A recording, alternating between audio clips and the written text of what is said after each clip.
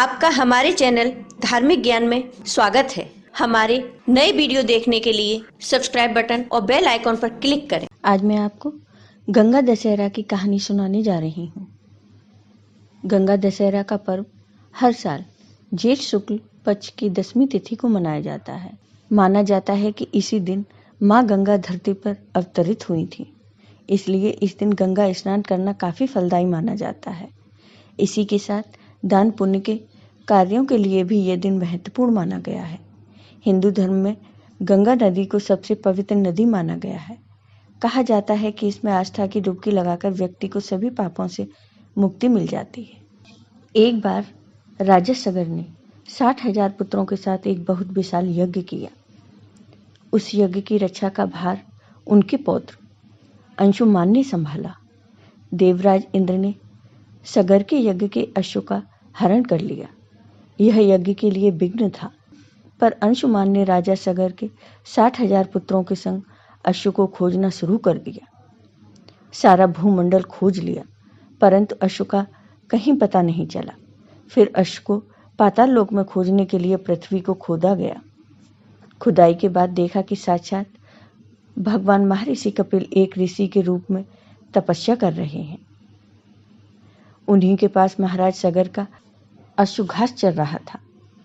प्रजा उन्हें देखकर चोर चोर चिल्लाने लगी। महर्षि कपिल की समाधि टूट गई। जब महर्षि ने अपने नेत्र खोले तो वहां मौजूद सारी प्रजा और सगर के बेटे भस्म हो गए। इन मृत लोगों के उद्धार के लिए ही महाराज दिलीप के पुत्र भगीरथ ने कठोर तप किया था। भगीरथ के तप से प्रसन्न होकर ब्रह्मा ने उन्हें वर मांगने को कहा, तो भगीरथ ने गंगा की मांग की।